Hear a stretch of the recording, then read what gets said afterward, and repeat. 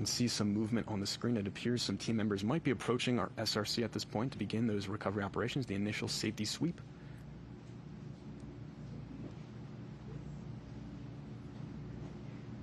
We'll just be observing from this high altitude for the next coming minutes as the team actually will be setting up a camera on the ground for us to observe the recovery operations close up. And a note from one of the team members about the SRC itself. So they have approximately 40 hours. That is the amount of time it would take for any air to get into the sample. As I mentioned before, that sample return capsule is a complex network of piping and tubing inside of it, sort of like a labyrinth-like design, and that is intentional to make it incredibly difficult for any possible contaminants from the atmosphere to get into our sample canister. Also sort of like a nesting doll, if you will, where it has multiple layers of protection that keep that sample safe within. All of that protective layering, once we get that sample into the clean room, will be shed, and we'll be able to actually access that sample canister within.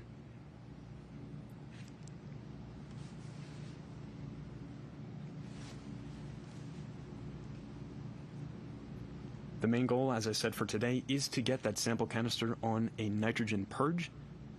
That is to maintain its pristine nature. And we have visual once again from one of our helicopters here orbiting around the landing location. You can see our SRC at the bottom left of your screen and its parachute that helped us get the last leg of the journey down. It deployed a little bit higher than we expected, 20,000 feet elevation. Original expectation was at about 5,000 feet. And this brought us down the last leg of the journey after a punishing initial entry into Earth's atmosphere over San Francisco, about 82 miles in altitude, to now resting on the rugged Utah Test and Training Range desert floor.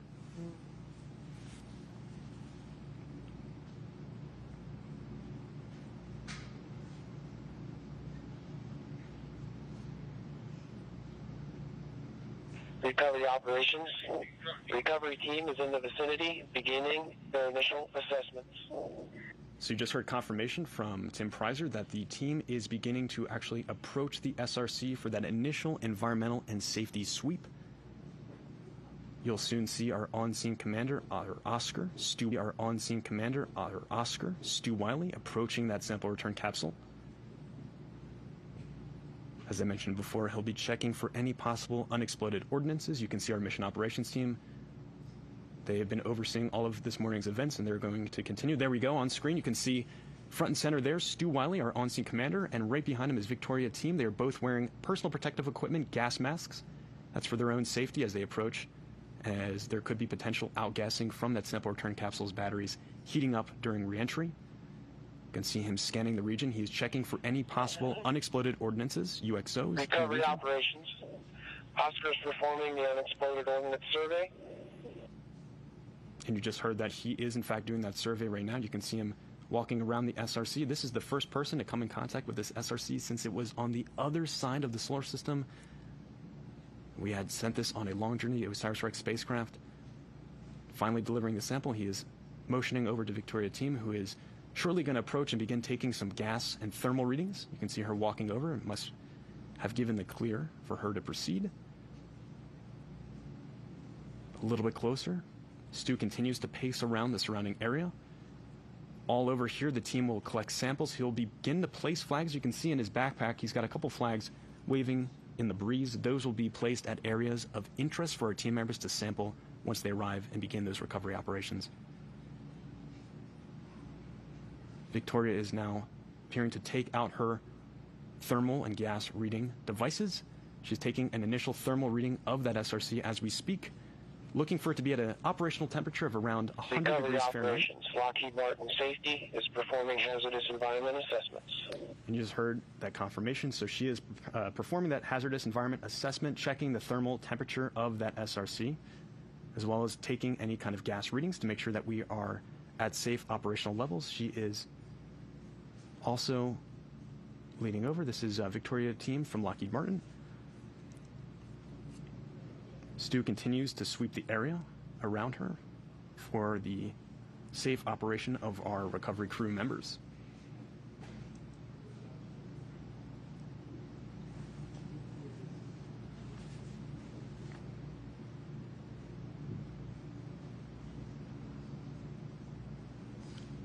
There are several nozzles, valves around the SRC, and so once Victoria has the clear to approach, she'll actually open up some of those valves and insert a gas reading device within to actually take some temperatures. And you can see off to the left of your screen, Stu Wiley is actually safing and stowing away that parachute that helped take us the last leg of the journey. It's great news that that disconnected from the SRC. That allowed our SRC to rest as it is now here on the surface of the Utah Test and Training Range. It appears with minimal dragging. Recovery operations. Oscar is safing and storing the main parachute. So Stu is going to get that parachute stowed, placed away, as Victoria is front and center on your screen, beginning to take some of those gas readings to make sure that we are not outgassing any kind of noxious chemicals that could be present from that battery heating up within the SRC.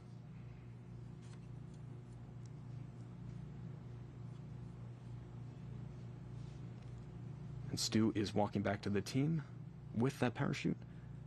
So the SRC battery is comprised of lithium disulfide, and as such, the possibility of toxic vapors exists if the battery packaging has been damaged during entry or landing. Discharging could cause potential presence of hydrogen sulfide from those batteries heating up, or carbon monoxide. And so that is why Victoria initially had her gas mask on. It appears she has now actually taken it off, so it appears that the gas readings indicate nominal conditions. Recovery operations. Lockheed Martin Safety has confirmed no hazardous gas. And you just heard that confirmation, so the safety assessment is successful. Victoria has confirmed that with her gas readings and thermal measurements of the SRC. They'll then go back over, Stu and Victoria, for a team huddle to prepare the rest of the team to begin the recovery operations and actually get this SRC into our clean room here at Dugway and continue the operations. You can see the Lockheed Martin team in the bottom left of your screen, just overjoyed with this moment. This is years of careful planning and preparation leading to this final phase of getting that sample back here to our clean rooms. I'm sure they've been holding their breath all morning, so they're getting closer to finally being able to take another breath and relax as we actually will begin our recovery operations, a key part of today's events. And you might see Victoria approach over and over once again to that SRC to continue to take gas readings. At this point, she appears to be covering up the back shell of that SRC, placing a Teflon cover over.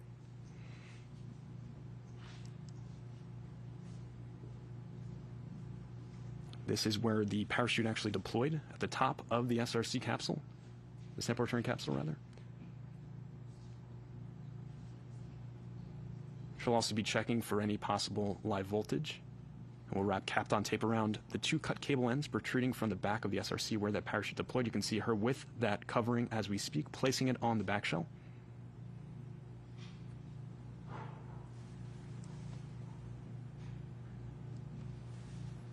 And she has successfully placed that shielding on the back, that Teflon cover. Stu walking around behind, checking the rest of the scene, walking back with the parachute that he now has safely stowed away.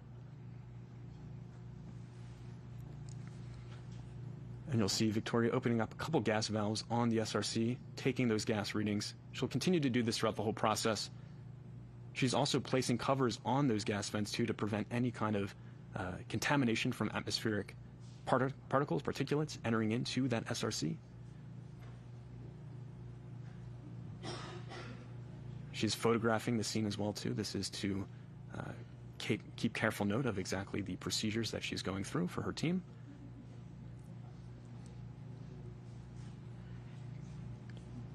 So the recovery operations will be getting underway shortly now that the team has conducted their initial environmental and safety sweep.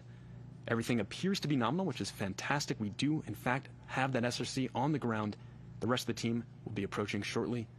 But for now, back to you, Lauren and Jim. Wow. Thank you, James. Oh. Can you believe it? OMG. Touchdown for science. What a great day. For the folks at home, this is a huge deal, and they did it. For the first time in history, we brought goodies back home from this kind of object in the history of humanity. So This is big. This is so huge, and we're all breathing a big sigh of relief. Obviously, we're not completely out of the woods here, and we'll be monitoring what's going on and keeping you abreast of everything that's happening. But for now, wow, we made it home. A great job by that Lockheed Martin team, yes. safing that craft. Fantastic work. What a spacecraft. We have to name her specially. Yes, absolutely. In that capsule, everything perfect. So while the capsule was making its way to the ground, mission teams... Recovery operations, all event covers are in place. All right, so we're making good. progress. We're making progress. All right, so while the capsule was making its way to the ground, mission teams in the Colorado control room and the mission ops area here in Utah were, of course, riveted by the live images. These teams have watched and nurtured this mission for more than 7 years of spaceflight, and even longer in terms of construction and design. Gosh, wow, amazing. 11 years since it was selected to fly. What a job, folks. Just fantastic. A lot's happened in 7 years. All right, so let's get an update from where the action started this morning. Sophia, tell us everything. Okay, firstly, I want to say we are so grateful that the capsule is on the ground and in good hands now. Now, from here, from Whig Mountain, I am overlooking the vast landing zone, which, again, is larger than the state of Rhode Island. So, during that time, listening to James's commentary of the capsule coming through our atmosphere, we're all standing on the edge here, looking and scanning through the sky. But just to give you some context again of where I am, I'm about 4,000 feet up, overlooking a vast, ancient seabed. So the mountains that are peppering along the edges over here, they are very muted colors. It's a beautiful pastel out there. And as we're looking over through the sky, it's hard to see because there's alkaline dust from this ancient seabed. And considering that the capsule has landed on the edge of the landing zone, even though I'm as close as I could possibly be, I didn't see anything over here. I will say I'm a little disappointed, but grateful that that capsule is in the most capable hands it can be, and that is the most important thing out here. So while I didn't see with my eyes myself, we saw it on the screen, and it's still a great day. So back to you, Lauren. Wow, thank you, Sophia. And thankfully, we got that great image from the NASA helicopter. Wow. Just well done to that team. Thank you for that. So while we're keeping an eye on ongoing operations to prep for the SRC transport, we have a special message from someone who keeps a close eye on the entire manifest of the space agency's travels around the solar system. Hey, everybody. Congratulations to the OSIRIS-REx team. You did it. You designed it, you built it, and you carried out the first mission to collect a sample from an asteroid. And after a 2-year journey, it has touched down at the Utah desert. It brought something extraordinary, the largest asteroid sample ever received on Earth. It's going to help scientists investigate planet formation. It's going to improve our understanding of asteroids that could possibly impact the Earth, and it'll deepen our understanding of the origin of our solar system and its formation. This mission proves that NASA does big things, things that inspire us, things that unite us. Recovery operations, we can confirm that the SRC is not breached. Beyond our reach. And the mission continues with incredible science and analysis going to come. But I want to thank you all for everybody that made this OSIRIS-REx mission possible. It wasn't mission impossible. It was the impossible became possible. Thank you all. And just as a reminder, we are keeping those operational milestones going, so you will continue to hear that throughout the broadcast. Thankfully, the SRC was not breached. Fantastic, fantastic news. All right, as anyone who pays just even a little attention to modern spaceflight knows, there has been more activity above the planet in recent years than ever before in human history. There are probes like OSIRIS-REx moving around the solar system, observatories looking out into deep space, and satellites closely examining the health and future of our own planet. There are also human explorers, and we are so fortunate to have 2 of them with us here today. Joining us now are NASA's astronauts Butch Wilmore and Sunny Williams, scheduled scheduled to launch on Boeing's crew flight test aboard Starliner to the International Space Station. Butch and Sunny, thank you for joining us. We are honored to be here. Super exciting day. What a thrill. Congratulations. Absolutely historic. How are you feeling? Pretty amazing. It's like, wow, this is what, dreams and imagination is fueled with. This is just amazing. So, it can go from the movies, but this is reality, and we're doing things that people couldn't even believe could happen. It's amazing. Yeah. And also, I mean, we've both landed under capsule, under parachutes. There's not much better feeling when that parachute opens, I'm telling you. And it was maybe not equal, obvious. Pretty close to exciting and intense, and that parachute opened, it was thrilling. Absolutely thrilling. Yep. Yeah, it's fantastic. Well, that is fantastic. One of the things that I think will be really interesting is this, of course, this site is being considered as one of the candidates for the Boeing Starliner crew flight. Right, and that's actually why we're here. It just worked out in our timing for our training and as we're working on Starliner, that we could come and actually view one of our prime landing sites, which is here at Dugway. And so that's actually what brought us to the area, so we could be here and sharing the experience with you today. And we see this has gone so well, we are ready to land here, Recovery too. operations. That's the place that our flight The recovery director team is picked. So, performing their this safety is a huddle. beautiful place. It's a beautiful day this morning. No wind. I think the capsule just came right down under the chute, and hopefully we'll have a nice soft ride just like this hope capsule so. too. Absolutely. And we just got a call out that the recovery team is performing their safety operations. Everything nominal. So Fantastic. you guys will be coming back and maybe someday with samples yourself brought back by humans. Indeed. What do you think about that? Again, we're in that era of going beyond low Earth orbit now with humans, headed back to Moon and potentially one day to Mars with the Artemis program. And it is a thrilling time, as you mentioned earlier. So much taking place within the solar system, the near solar system now, and it's fascinating. Great time to be in human space. Awesome. I think I'd be a little bit nervous to go to an asteroid, so, Wise so woman. I'm She's super wise. glad that the spacecraft did it, and we'll set the pace and show us how to do it. But I think Absolutely. maybe you'll practice a little bit more before we go, because it's Good idea. it's a dangerous sounds good. environment Right. learning about it. So, So much Sunny and Butch, thank you so much for joining us Oh, we today. appreciate Hopefully it. you'll stick around for more of the show. Yeah, all right, congratulations, Thank you, to guys. everybody out Thank you there. Really so appreciate it. much. Thanks, guys. Good luck with your flight. If you've just joined us, this is special live coverage of NASA's OSIRIS-REx asteroid sample return mission. You might be thinking, this doesn't look like a typical NASA facility. And it's not. In fact, it's because of the extraordinary capabilities that we find here, that we find ourselves in the Utah desert in the first place. We're coming to you live from Army's Dugway Proving Ground. We've got a video postcard to share that will give you a better sense of the glorious desert environment all around us. Take a look.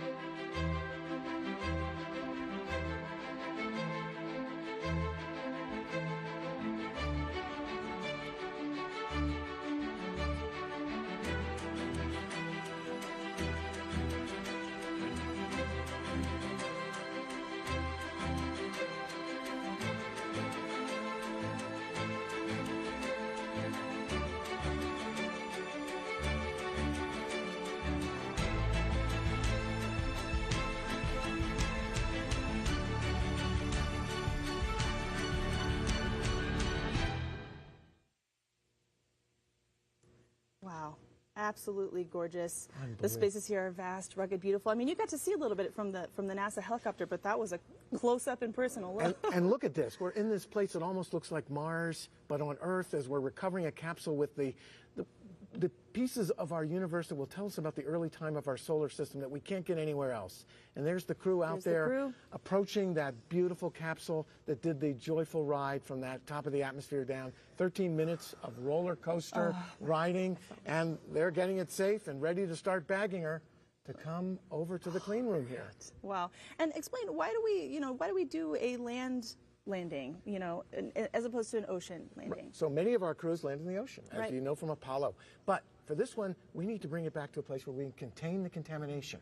By landing in the desert here, we can keep the Earth's ocean, all those absolutely wonderful waters out. This is the best place to bring home this kind of capsule. And look at her. She landed perfectly. Looks like a top sitting there. Absolutely gorgeous. Well, this isn't the first time that NASA has visited Dugway, and it certainly won't be the last. Take a look. When bringing a sample of the cosmos back to Earth, it's important to find a good landing zone that won't compromise the sample. That's why NASA partnered with the Army's Dugway Proving Ground. Its vast open space makes it ideal for the task. But OSIRIS-REx is neither the first nor the last mission to land here. In 2004, the Genesis mission landed here at Dugway, delivering our first ever samples of solar wind. In 2006, NASA landed at Dugway again, this time with a mission called Stardust, which gathered samples of interstellar dust. Both of these missions helped fuel our understanding of the universe.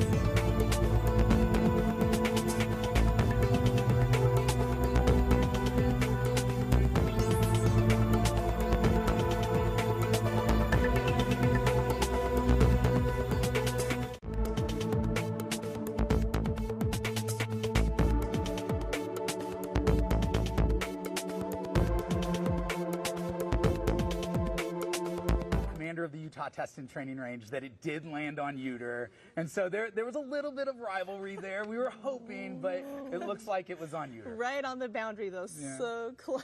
So we have a big collaboration at NASA with members of from the Army and Navy, from the military services, that have given us the opportunity to go to these great places in space ourselves as people.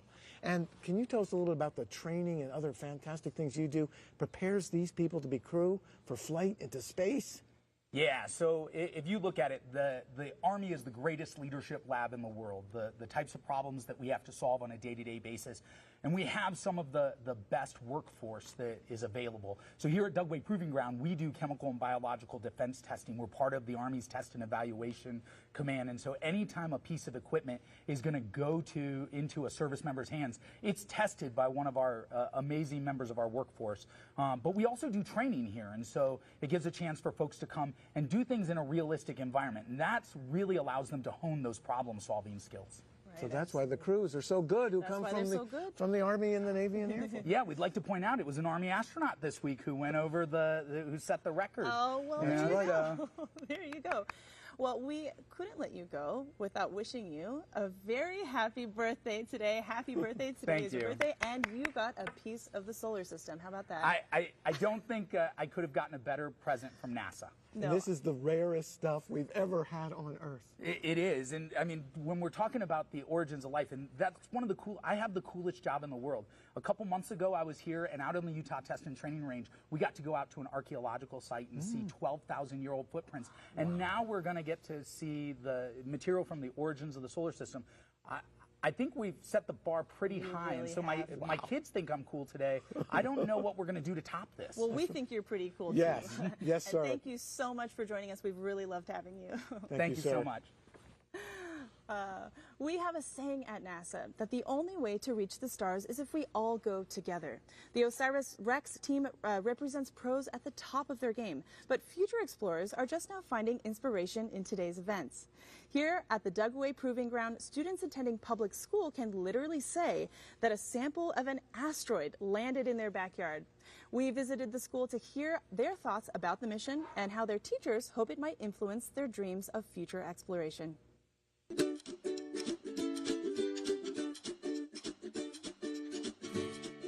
My name is Deborah Rockmore, and I am the librarian here at Dugway Elementary through High School. I love that Dugway is part of this. We have a very strong feeling about Dugway. It's a wonderful base. To have it be a prominent area where this is coming down is really amazing to us. Well, I'm just glad that this little town is getting noticed. It's a big rock that has kind of like holes in it because they've been flying through the sky with fire because it goes really fast. Honestly, I find it really cool because you don't really expect this stuff to happen, you know, in your backyard. But I really wish I could see it, but I don't know. I'm going to try my hardest. I became interested in the mission because I have the NASA app and I get daily updates on photos, and one day I saw a photo that had that Dugway, Utah titled on it, and I was like, I live there. You hear about exciting things all over the world, and it's cool to hear about, but you kind of never think that you'll be, I guess, directly or indirectly involved with it. But to know that it's just happening here within eyesight is pretty cool. Let's go, Osiris Rex. Go, Osiris Rex. Let's go, Osiris Rex. Let's go, Osiris Rex. Let's go, Osiris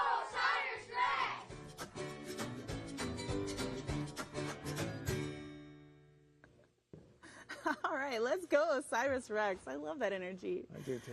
All right, Jim, you know, you're a planetary geologist. How did you get into this? I mean, these kids are just at the beginning of thinking about what their career might be. I mean, how did you do this? I think all kids are intrinsically curious at birth. My mother said I was interested in space at birth. Don't know how she knew. But in any event, I think we all are, and we follow different pathways. If you see things as beautiful as we have here in Dugway, here in Utah, you'll be inspired by the rocks and the things in space, like these special samples we've brought back, which are unique being from Bennu, but not unique in the kinds of materials we have here on Earth, thanks to other asteroid returns. These are the biggest we've ever done, and so we're excited. But I think curiosity is in all of us, and so that's really what it's all about. And these kids are ready to pick up on this energy. Yeah, we need that future generation.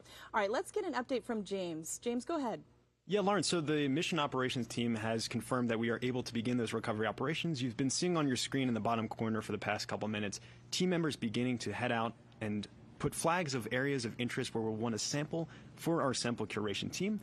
And also just a note on our parachute deployment, the parachute was set to deploy based on capsule deceleration, and we actually reached that threshold earlier than predicted, and the parachute deployed appropriately. So everything was right there, working perfectly fine. We got that SRC, as you can see, successfully on the ground. It is perfectly resting on the desert terrain, and you see 3 of our team members around that capsule beginning to place flags to begin to collect samples. The team members here you see on screen are Scott Sanford, Dante Loretto, the principal investigator at the right of your screen there, and Francis McCubbin. These are key curation team members who will help us actually get a lot of these samples of the region there, environmental samples, collected and ready to be passed along to our team at the Johnson Space Center for curation efforts there. This is, again, a very key part of the mission. We want to make sure that there is no contamination of that sample return capsule from any possible atmospheric or environmental conditions out at that landing zone, that landing site. And so we're going to continue these operations and actually begin to scoop up some of the samples. And this will work like a well-oiled machine you'll see in a few moments. Dante, who was just on your screen a few moments ago, is wearing an armband, much like a football quarterback, if you will. He'll actually be kind of reading off the play calls as they go out and go step by step to actually scoop into the terrain about an inch down into the surface of the desert, scooping out a little bit of the rock and dust that's there, placing it into a bag, photographing the whole process along the way, making note of exactly where they collected that sample from. All this information will then be passed along to our sample curation team at the Johnson Space Center as they begin to actually open up that sample canister and see exactly what we got within. This has been a long journey. It's been an incredible morning to witness this live. Just such a stunning feat of engineering to get that capsule back here to Earth with samples of the asteroid Bennu. This is why we do science, right? To get these kinds of samples, every piece of dust and grain inside that sample return capsule is a PhD thesis waiting to be written. It's a new discovery waiting for us about the origins of the solar system and our place in it. And the vast majority of that sample, more than 70% of that sample, is actually going to be stowed away for future analysis. We did the same exact thing with the Apollo missions when we brought back rocks from the moon. A large quantity of those rocks and dust from the moon our astronauts brought back were stowed away for future generations with the expectation that our technology will continue to improve and improve and improve, and then we'd be able to ask questions that we couldn't even begin to fathom. And now the same thing we'll be doing with the OSIRIS-REx samples that we brought back from the asteroid Bennu. A lot of these will be opened up 50 years from now with scientists who are yet to be born, asking questions we can't even begin to imagine.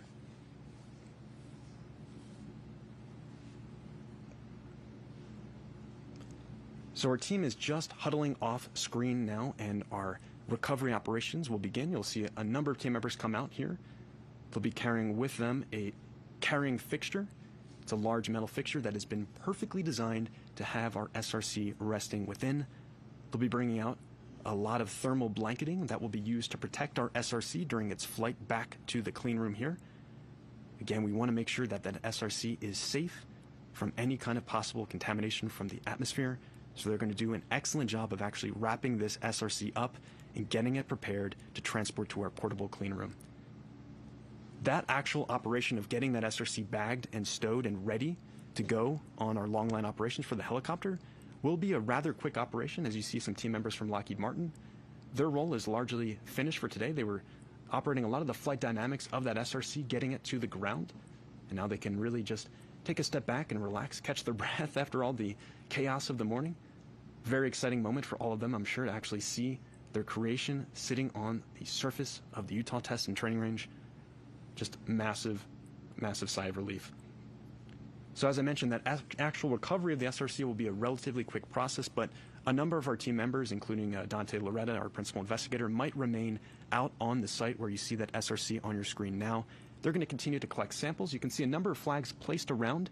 There's some pink flags placed there. There are 4 placed in front of the SRC where the team believes the SRC is potentially dragged along the surface as it came to a rest on the Utah Test and Training Range desert surface. On the back side of that SRC are 4 additional pink flags, and those are our regions for control sampling. We'll actually go and sample all of these regions and compare back to areas we believe the SRC did not contact. You can see additionally, it's a little bit hard to make out with the bright color of the desert, but there are a couple white flags present at the SRC. And these are areas of operation for the team to actually be able to walk up to the SRC with the carrying fixture, place it next to the SRC, and actually begin to bag and stow our sample return capsule for transport to the Dugway clean room.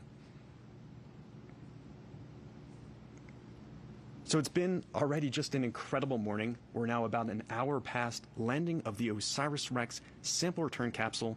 Just a few years ago, our spacecraft, our intrepid robotic explorer, was 200 million miles away from us on the other side of the solar system. It successfully captured a sample of the asteroid Bennu, stowed it away, and transported it on the long 1.2 billion mile journey to us here on Earth.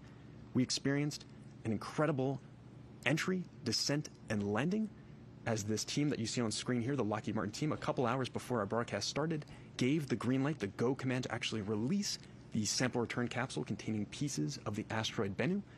It then floated on its own through the vacuum of space for about 4 hours before coming in contact with the atmosphere over the San Francisco, California Bay Area, traveling at just over 27,000 miles per hour and heating up to over 5,000 degrees Fahrenheit as it encountered the incredible drag forces our Earth's atmosphere presents.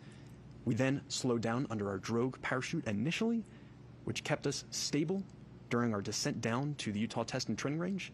And then ultimately, at about 20,000 feet off the deck, we gave the command to deploy our main parachute, that orange creamsicle color parachute that has now actually already been stowed away by our team members here at the Utah Test and Training Range.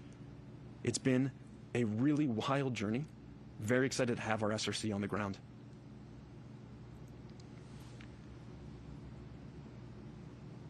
And you see a view of our mission operations team observing our recovery team that is already out on the landing zone, taking samples, beginning to actually prepare the thermal blanketing, the protective layers for our SRC, and you can see we're documenting this whole process along the way. And so these operations will continue for the next couple minutes, or as long as it takes to safely store that SRC and prepare it for long line operations to get it to the clean room here. We'll continue to take samples, and I will continue to monitor the situation as we proceed here. But for now, back to you, Lauren and Jim. Thanks, James. And just a reminder to those watching, we are in an extremely remote location, and so if our signal is breaking up, it's because we're out in the middle of nowhere. So we're doing a great job, all things considered.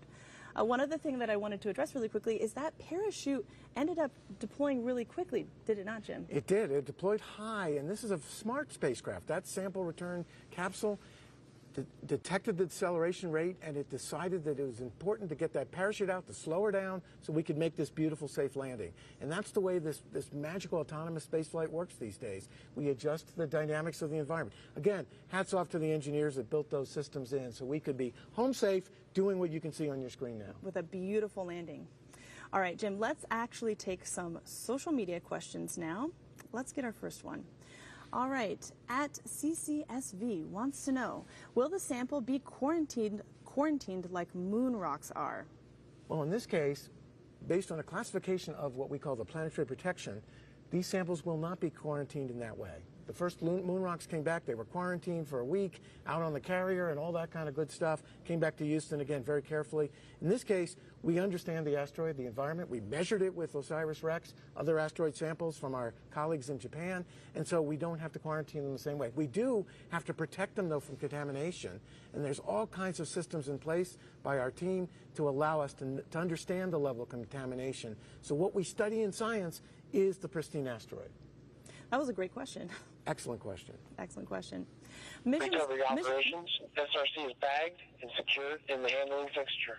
All right, you just heard that the SRC has been bagged, and we are well on our way to getting that to our clean room here at Dugway.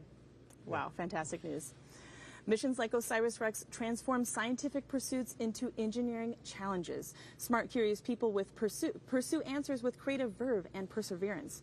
This year, Hollywood also had a story about a crowd of people situated around the touchdown point of an asteroid. And, well, we couldn't help ourselves. We asked the cast of Asteroid City to say a few words.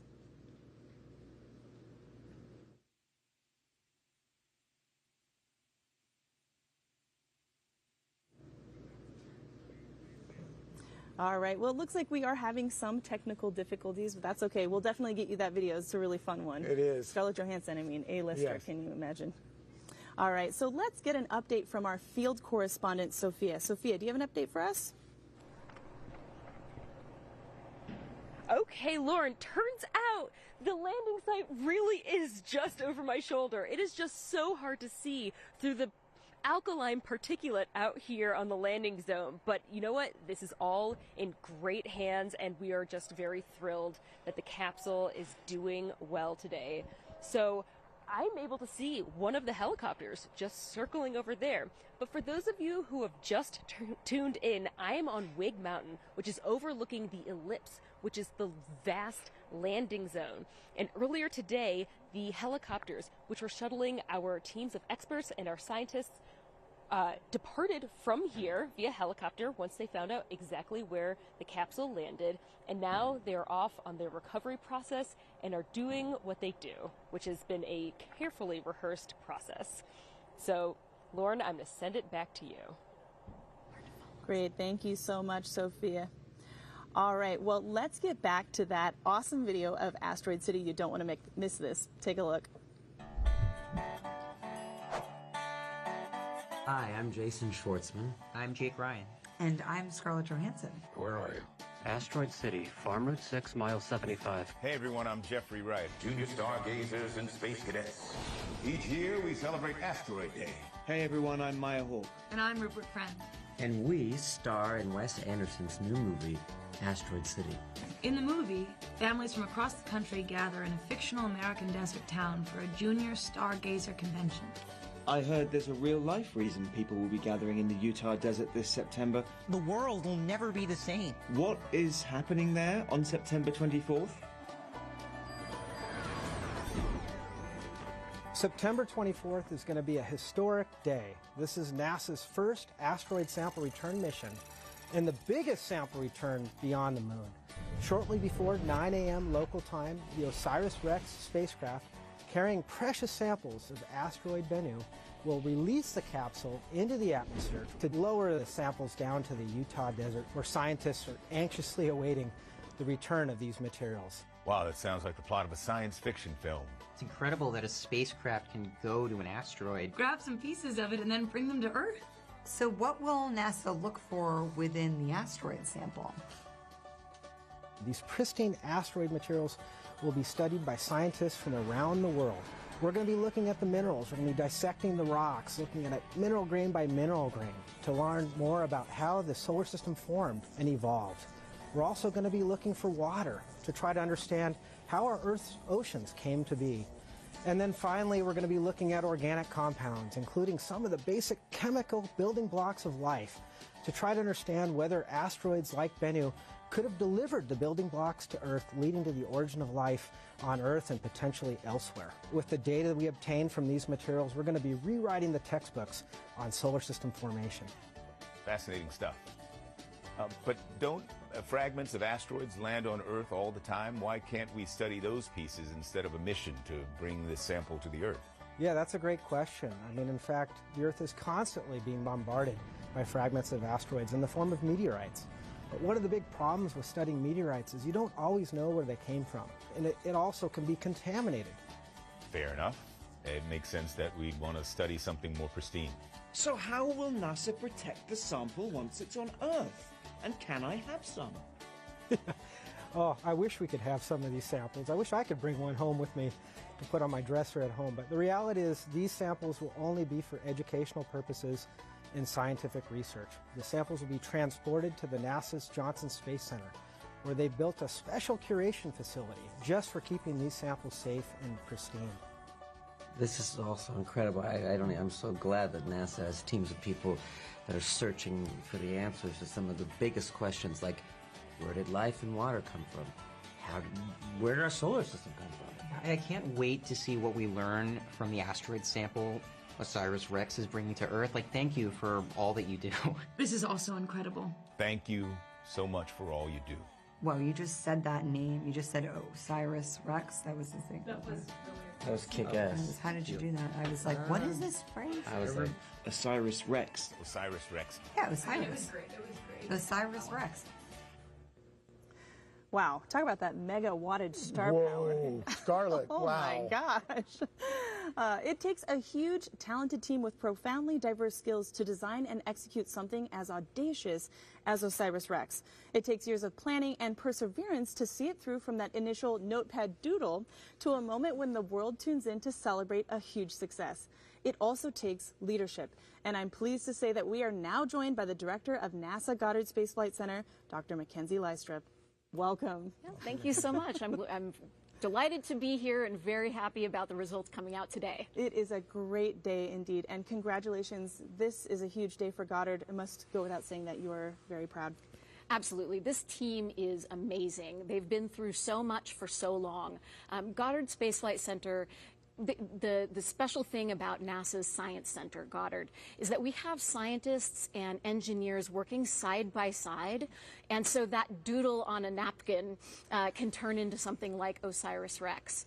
And scientists like Dr. Garvin here, who's joined us, really help us create a vision with other scientists of how you're going to do the engineering that gets you to this moment that we have today. And Mackenzie, we have leadership across all domains on this mission, from system engineering to science to accounting to everything. How did your team in Maryland pull this thing off? Yeah, you know, we have people who have managed multiple parts of missions over the decades. Systems engineering is critical, and it's one of the things that Goddard really brings to the table. And systems engineering means that we take into account everything about the mission, from the science ideas to the launch to orchestrating the landing here on Earth, but making sure that all of the instruments are working together, making sure that the spacecraft successfully interfaces with the instruments and can carry out its job once it was at Bennu. All of that requires really understanding the entire system. So when we say systems engineering, we're really talking about that overarching, holistic perspective that our scientists and our engineers bring to the table. But it's true that we have some of the greatest scientists and engineers working on space missions, and they pull it off every time. Awesome. Fantastic. Well, you know, really quickly here, Goddard will be one of the centers that will receive a sample, but who else will receive a sample of the asteroid? Samples are really traveling all around the world. What I think is very exciting about this mission is that we're saving about 75%. And we're not sending that out yet. We're keeping that in storage for future generations to be able to use more advanced methods and instruments to be able to analyze. So about 25% of that material is going to be headed to scientific organizations all around the globe. Fantastic. Unbelievable. Well, thank you so much Thanks, for joining us this Mackenzie. morning. Yeah, thank you. Thank you so much. Congratulations. Yes. There's a big team of scientists, engineers, and so many others here in Utah working to make OREX a success. It should go without saying, everyone here is mission critical, from bus drivers to planetary geologists, helicopter pilots to logistics experts. With all of the natural excitement about the mission itself, let's stop for a few minutes and highlight those in OSIRIS-REx who made it live and breathe. Take a look.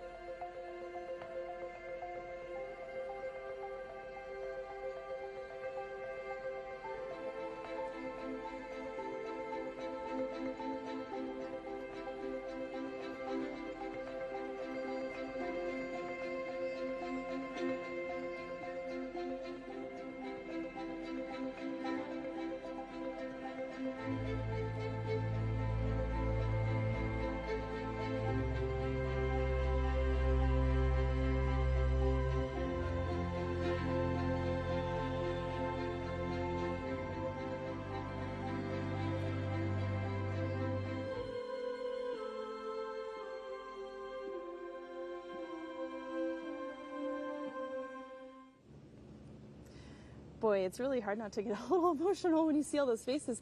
These are a lot of the people that we've been seeing over the last few days, and they're getting their time in the sun.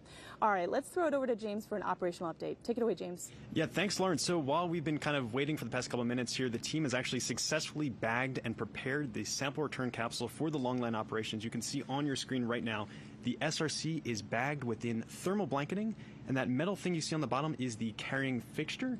This will then be actually loaded up into cargo netting and prepared for long-line operations. One of our helicopters will take flight, carrying the SRC dangling beneath it. The SRC is going to be stabilized with that cargo netting. There is a gimbal that will keep it stable as we begin the flight to the clean room with our precious cargo on board. You'll notice a couple of tape markers on that SRC as well, the thermal blanketing there. Those are pieces of Kapton tape marking exactly where vents are on that SRC for team members here at the clean room, who will once again do gas and thermal readings once it arrives at the clean room. Just once again making sure team members are safe and secure as we begin to continue those recovery operations, getting the SRC into the clean room. And this is one of the last phases of the process of getting our SRC back and then opening it up, finally seeing that sample canister within and preparing that for shipment tomorrow on a C-17 cargo plane to the Johnson Space Center's sample curation facility. And this was a very quick process. I mean, if you're keeping time at home, this was only maybe about 20 minutes that they took to get out there once they arrived and wrap everything up really quickly once they were given the official confirmation to approach, get everything stored, prepared for those long line operations. This really has become second nature for these team members. They really are able to bag and prepare this SRC.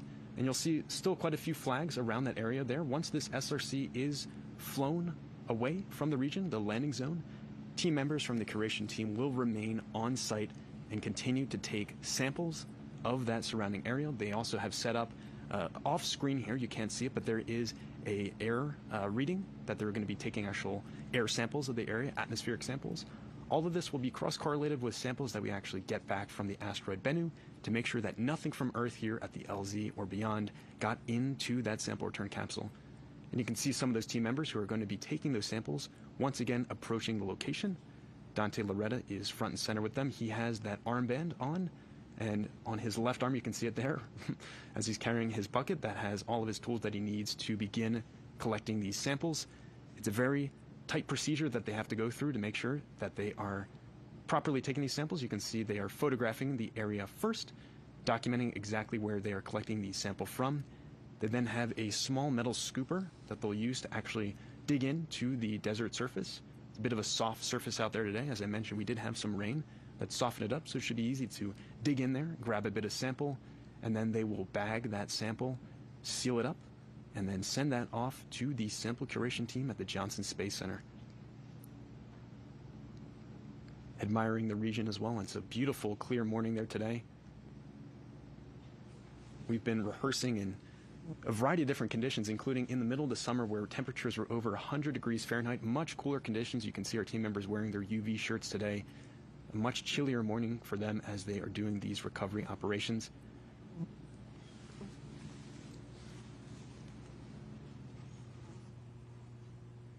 And this process does take some time as they go through and collect these samples.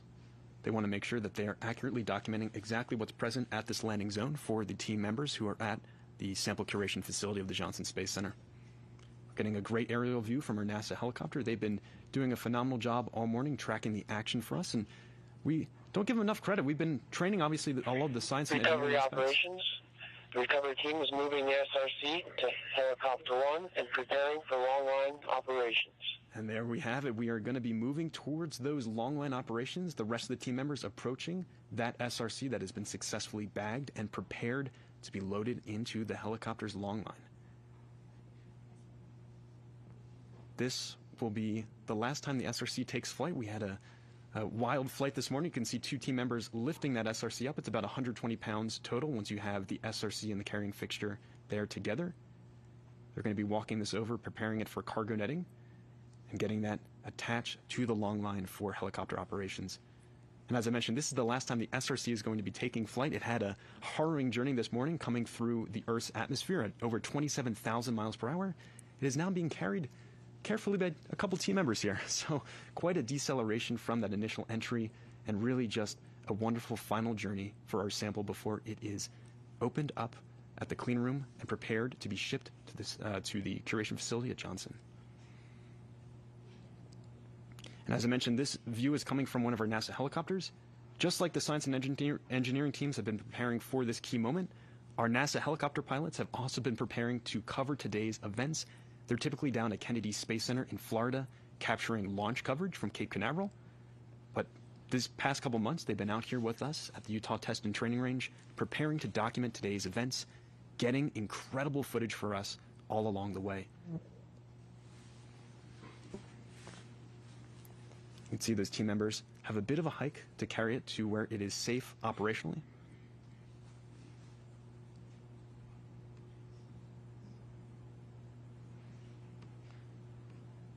And you can see we have the cargo netting already laid out there. Our representative from Dugway, Jasmine Nakayama, is prepared with that cargo netting. She's going to help the team here get that SRC that has already been successfully bagged up with thermal wrapping into that cargo netting, and you can see the helicopter already there staged and ready to lift off. The helicopter pilot has actually removed one of the doors on that helicopter so he can lean out and look down as he carefully lifts the SRC off the terrain. We want to make sure that this is a careful, slow process as we safely transport this SRC to the Dugway clean room. And you can see Jasmine is picking up pieces of the cargo netting and beginning to wrap the SRC that has been placed already on the carrying fixture with the thermal blanketing. Team members observing their handiwork of getting that carefully wrapped up. We'll then actually unwrap all of that thermal blanketing once we actually get it into the clean room here. Recovery operations. SRC is in the cargo net, and all the gear has been stowed in the helicopter. Great news. Everything sounds nominal for helicopter operations, and in just a few moments we should have liftoff of that SRC aboard the helicopter with that long line attached. Team members clearing the area to make sure that we can safely take off with our helicopter. These helicopter pilots have also been training in tandem with all the team members the past couple months leading up to this key moment. We've practiced these long line operations. We've practiced the flight back to the Dugway clean room. But obviously nothing compares to the real deal. I'm sure they are feeling the excitement. They are feeling the nerves as they know how precious their cargo is this morning that they're transporting to the Dugway clean room. See, Jasmine is donning a helmet, and the rotors are kicking on for our helicopter. Kicking off some dust as they get up to speed there. It is a dusty morning out on the desert.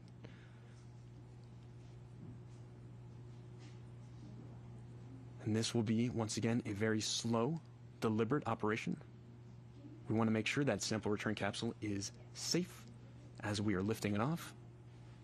The piece that Jasmine is holding in her hand right now is that gimbal stabilizer for the cargo netting. That will ensure that the SRC is not wildly spinning as we get to altitude with our helicopter.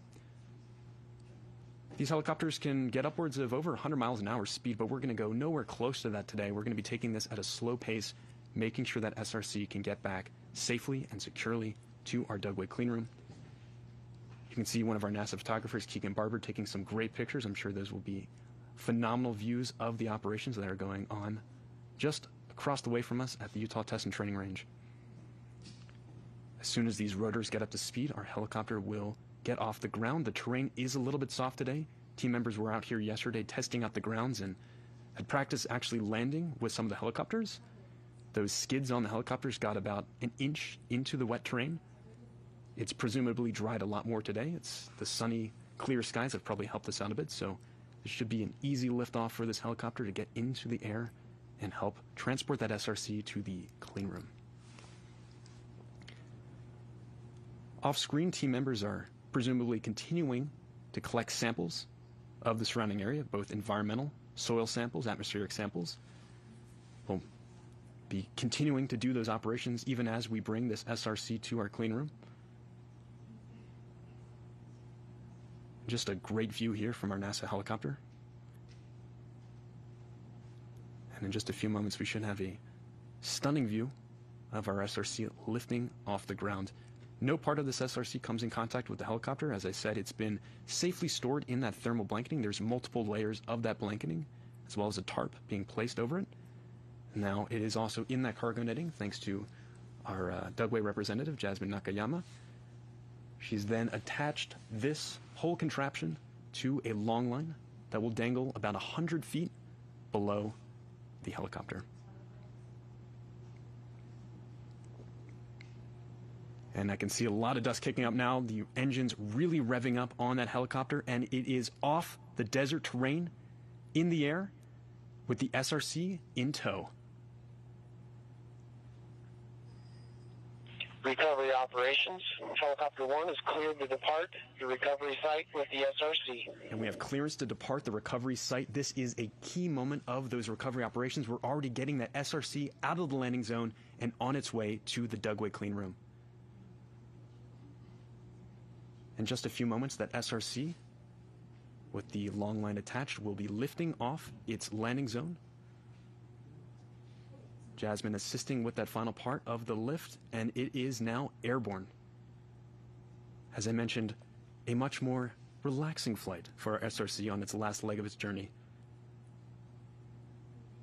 We are officially departing that landing zone. Recovery operations will continue out at the Dugway clean room. I see team members waving goodbye.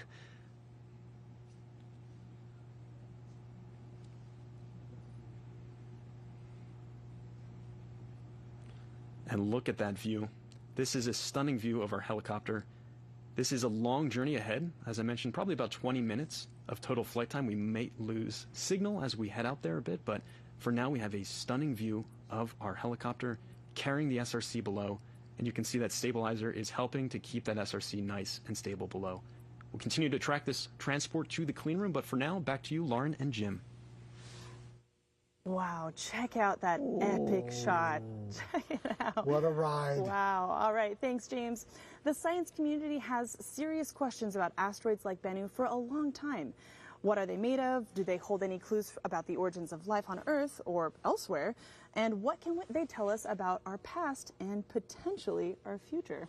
It's all about chemistry, Lauren. It absolutely is. Well, fortunately, Jim, we are joined by somebody who specializes in the kind of chemistry that you'd be hard-pressed to find outside of NASA. Jason Dworkin is the OSIRIS-REx project scientist. Welcome. Welcome, Jason. Thanks for coming. And congratulations. What a historic day. Oh, it's you must be so relieved. Fantastic, yes. Relieved, invigorated, excited, and As we so all much are. work ahead of us. Right. Indeed, indeed. Fun work. Fun Oh, work. no, epic work. Epic work. You must be so excited to dig into the sample yourself. But what makes this sample, you know, we've continued to say this is such an important sample from an asteroid. Why is it scientifically significant? So Bennu is an ancient piece of the early solar system, a leftover component. It's a fragment of what happens when you make planets, and this fragment of rock it contains the ingredients that happen when you make planets, that happens when you make life. Right. So by studying a sample from the leftovers of space, we can study a sample from the leftovers of the formation of the Earth. Look at the chemistry in detail as you can only do on the ground using instruments that are sometimes bigger than a launch pad, let alone the rock and the spacecraft. So we can interrogate the compounds, the minerals in fine detail to understand how they interact with each other and how they could have led to the history of the solar system. And that's forensic science at its best. But I have a question, Jason, because you're an expert in this. So we're going to save some of this sample so that future generations, future techniques, future people not even born can learn from it in the future as we try to look at our place in space. Absolutely. That's one of the parts I find the most exciting and gratifying, is that the work we do here will be available for scientists perhaps watching now, perhaps not yet born. They can make choices and come up with their own hypotheses, their own ideas, their own new techniques to look at the sample in new and exciting ways, just as we have for the Apollo samples. A woman in my laboratory studied Apollo 16 and 17 samples that were collected before she was born, using techniques that were not invented in the 1970s to then answer questions that were thought of but couldn't be answered. That's and so incredible. Since you mentioned forensics, we also have equipped future generations with the information to follow the chain of evidence from the construction of the spacecraft all the way to the collection now and then the distribution. Awesome, Jason. Wow, that is so cool. Thank you. Well, thank you so much for joining us. Pleasure. Thank you. Thanks, Jason. Good luck. Careful handling of this asteroid sample is all about getting the most out of the huge effort to visit the object in the first place. Mission planners considered many destinations but settled on Bennu. Let's learn more about why. OSIRIS-REx was designed to retrieve a sample from asteroid Bennu and return it to Earth. So, of the more than 1 million known asteroids in our solar system, why Bennu? First, as a near-Earth asteroid, Bennu is easy to reach. It takes about 14 months to orbit the Sun and comes close to Earth once every 6 years. To get there, OSIRIS-REx was launched in 2016 on an Atlas V rocket with a single booster and a Centaur upper stage. It also got a big assist from Earth's gravity in 2017, allowing it to match Bennu's orbital tilt. The second reason that Bennu was chosen was its size and spin rate. Bennu measures about half a kilometer in diameter and rotates on its axis once every 4.3 hours, which is actually pretty slow compared to many smaller asteroids. This allowed OSIRIS-REx to map Bennu's surface up close, and to match its velocity, briefly touch down, and collect a sample. Before OSIRIS-REx arrived, scientists thought that Bennu's slow rotation meant a low risk of flinging away most of its sampleable material. But shortly after arrival, Bennu was caught on camera ejecting hundreds of pebbles. It turns out that Bennu regularly sheds small particles, but it still had plenty of loose material left on its surface for sample collection. The third reason for choosing Bennu was its composition. We don't know what ingredients were present during the formation of life on Earth, but primitive asteroids like Bennu serve as time capsules, preserving material from the dawn of the solar system. Spectrometers on OSIRIS-REx confirm that Bennu is rich in carbon-based molecules, including organics that are the stuff of life. When the Bennu sample is analyzed, it will help scientists to better understand the formation of the solar system and our own origins. So why this particular asteroid? Proximity to Earth, the right size and spin, and a carbon-rich composition. That is why we chose Bennu.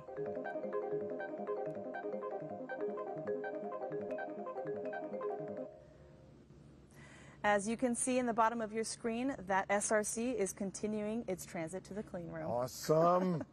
All right, so turning our attention back to the rocks in the box, I have to ask Jim, how did they get it in here? What is this? So this is the TAGSAM sampler head. It's about 1 foot long. It looks like an old Chevy carburetor, but inside is something much more precious. Inside, maybe 250 or more grams of that primitive material from the asteroid. And it has all the gear on it, including samplers on the bottom, little pads to grab sample, as well as the stuff inside that contains the bigger pebbles and all the dust. It even has witness plates that we use to do that contamination control that Jason was talking about. This is the box. Mm-hmm. This is the big deal right here. And, you know, the material went into this box. We've actually got some of what's called simulant here.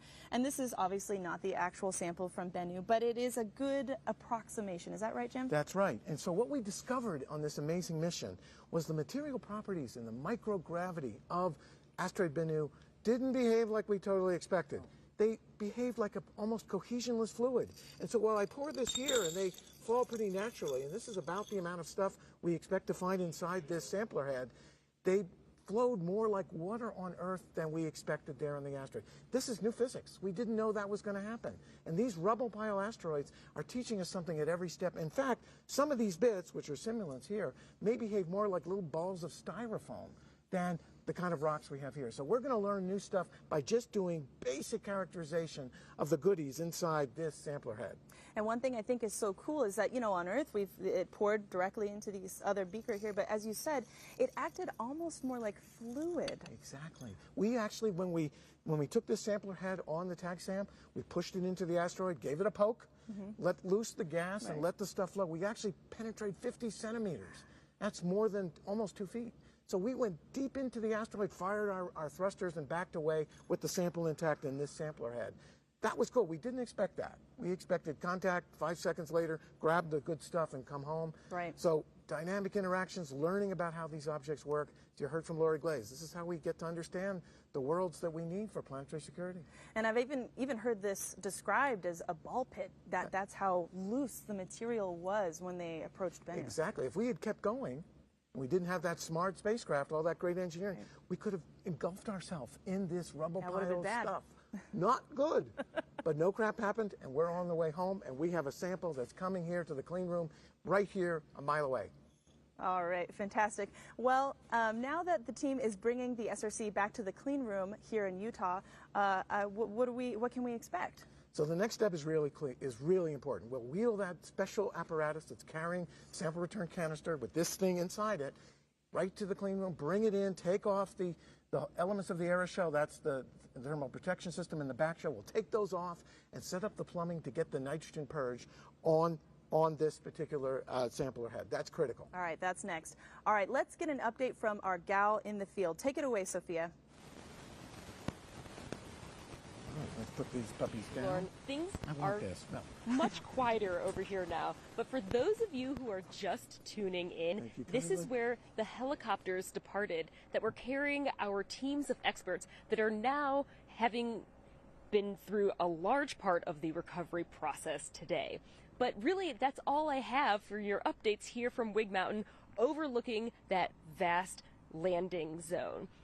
But if you do see, we are miles away from the live broadcast hangar, and it took me 30 minutes to get that 12.5 miles, and that gives you an idea of how long it takes to traverse this tough terrain, which is also why the recovery teams chose to use helicopters to get that capsule safely to the clean room. I luckily had a chance to talk to the pilots of those helicopters just the other day, so let's take a look. The OSIRIS-REx sample return capsule just endured a lengthy 3.8 billion mile journey. But the adventure doesn't end once it touches down. The landing zone itself is so large and the terrain so difficult to navigate that the recovery team delivers the capsule to the clean room by helicopter. Joe's going to be the man hauling the capsule out on the long line. And then Ryan McDonald is another member, and he will be hauling scientists along with myself, the rest of the capture team. So Ben, can you tell me about the actual procedure of taking the capsule on the long line? It's a 100-foot long synthetic line. It's got an electrical cord with it, that will hook on the belly of the helicopter. There you go. Point it out. Right here. Yep, that's the hook that the line will go on. The pilot will lower this hook down to pick up the capsule. They'll fly it back to the clean room, lower it down, and when he lowers it down, he'll hit a little button on his collective. It'll release that hook, and he'll fly away with the long line. This is not a normal ride. Can you show us how you fly this for this particular mission? Yeah, so in this helicopter, when we're doing vertical reference, that's what you call it when you have a line on. Now to see the end of the line, I'll be leaning out like this. It's an awkward position, and kind of lean out and look back because my hook's going to be right down in the middle of the helicopter. It will be this button. This button here is the remote hook, and that will keep the line on the belly, but it'll open that little green remote hook when you push it forward. The experience of these pilots is all a part of preserving this pristine sample of ancient solar system material. And we all cannot wait to see what chemical compounds the capsule holds. We're now joined by Robert Lightfoot from Lockheed Martin Space, representing the team that built and flew the OSIRIS-REx spacecraft for NASA. Robert, welcome. Well, thanks for having me. What a great day. Pretty exciting. Hey, Robert, thank you. Pretty exciting. So this spacecraft has many firsts and some unique tech as well. Can you tell us more about some of the new technologies that were integrated into OSIRIS-REx? Yeah, you know, there's three that come to mind for me. The first is obviously the touch-and-go sample collector, where we had to come up with what we called the pogo stick. How we're going to hit the asteroid and collect the sample. So that was the first thing. The other thing, we had a natural feature terrain activity that we did that was really associated with, it was kind of a backup for guidance and navigation, but we ended up needing it because when we got to the asteroid, you remember there were very large boulders we didn't expect to see that we had to fly through. And then finally, probably the most unsung part was our digital twin. We created a digital twin for the spacecraft, which, if you remember, this was right in the middle of COVID. Right. And so being able to do the sample and use the digital twin to do all the practicing before we took the sample was probably those are the three things that come to mind for me. And Robert, you mentioned the TAGSAM, that critical pogo stick, and we heard that it all began with a red cup and some conversations with napkins and things. Can you tell us about that? That's exactly what happened. It was somebody doing it was a solo cup and some kind of activity that we did there, and really think about some of the most famous missions NASA has done. That's what we've done in the past. Is we've used somebody sketched it out on a napkin, and the engineers turn it into reality, and then the scientists get their reward. Thank you, Robert. What a great story. What a fantastic story. Well, thank you so much for joining us, Robert, and congratulations again. Thanks. Really proud of the team, Lockheed Martin team, and everybody for doing fantastic Y'all work. take care. Great job. We're keeping our eyes on ground operations as teams work to secure the SRC, take measurements at the landing site, and get everything ready for its transit to a specially prepared clean room a few miles away. Today's landing is a big day, but to tell you the truth, NASA is starry-eyed about asteroids, and for good reason.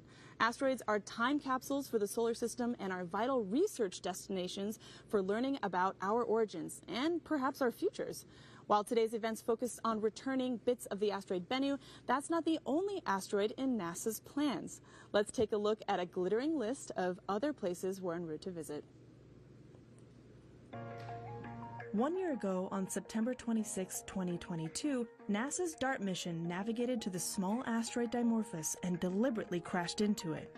Dimorphos is a tiny moon orbiting the asteroid Didymos, which is just a bit larger than Bennu and composed of stony material. The DART impact shortened Dimorphos's orbital period by 33 minutes, making it the first full-scale demonstration of asteroid deflection technology. This summer, while the Bennu samples were approaching Earth, technicians in Titusville, Florida were preparing the Psyche spacecraft to visit an asteroid of a different type. Psyche is named after its massive target, 16 Psyche, which is about 400 times larger than Bennu and more than 3 times as dense. The Psyche spacecraft will visit an asteroid that may consist of a significant amount of nickel-iron metal mixed with rock.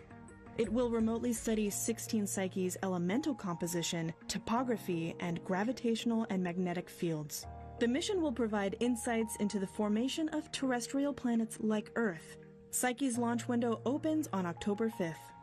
November may be sweater weather for folks in the northern hemisphere, but for the Lucy mission, things will just be heating up. On November 1st, Lucy will train its cameras on the main belt asteroid Dinkinesh. It will take pictures while rapidly flying by and test its ability to track asteroids during high-speed encounters. The Dinkinesh flyby will prepare Lucy for its next encounter with the main belt asteroid Donald Johanson in 2025. In 2027, Lucy will begin its long trip through the Jupiter Trojans, two swarms of primitive asteroids trapped in Jupiter's orbit that are thought to be the fossils of planet formation. As the weather starts to cool down, hold on to your hats. It's going to be an asteroid autumn to remember. A lot of work obviously went into getting this special delivery to Earth, but our pursuit for scientific answers is just beginning. Joining us now is Danny Glavin, co-investigator on the OSIRIS-REx mission. Danny, welcome. Thank you. Great to have you, Danny. It's great to have you. We got samples. We got them. It's incredible. You know, so Danny, as somebody who looks for the building blocks of life in extraterrestrial materials, what are you expecting to find in the Bennu sample? Yeah, so I mean, we're definitely looking for the building blocks of life, and we've been studying meteorites that we think look like Bennu. And so I'd fully expect to find amino acids, the building blocks of proteins, sugars, and energy source for life. Nucleobases, right? Parts of the genetic code. So we'll see what Bennu tells us. One thing I've learned from this mission is so many surprises. Sample analysis probably won't be an exception. We're going to be surprised. So Danny, I want to talk to you about some of the new techniques you're going to use, but I'm going to introduce a guest we have. This little guest here is actually a meteorite from Mars, and you've looked at those. Yeah. This is a new one. We know it's from Mars because measurements from Viking and Curiosity tells us that. But it's, you know, it's taking the ride from Mars here that Mother Nature gave it. So can you kind of talk about the techniques you'll use on those primitive materials that we have on the samples from Bennu versus those you use on these meteorites like from Mars? Yeah, actually, you know, they're going to be some of the same techniques. We've studied Mars meteorites. Of course, one of the challenges with all meteorites is they get contaminated when they get around. You're looking for the building of blocks of life, and, you know, the contamination really makes it hard to tease out what formed in space. That's why this is so special, these Bennu samples. Pristine materials, right? We're going to be able to trust the organic results from these samples. I just can't tell you how excited I am.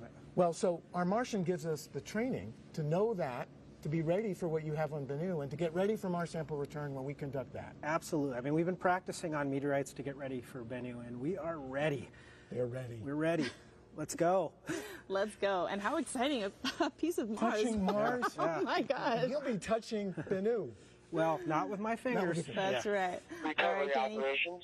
Helicopter 1 is approaching the clean room facility with the SRC.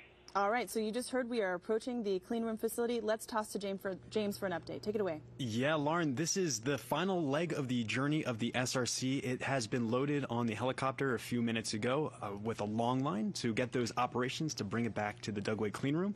And in just a few moments, we'll have a nice view from just outside us here as it comes back over. And I can see actually right now we have a view of that helicopter with the SRC attached below coming into view over the Dugway clean room. You can see this wonderful final view.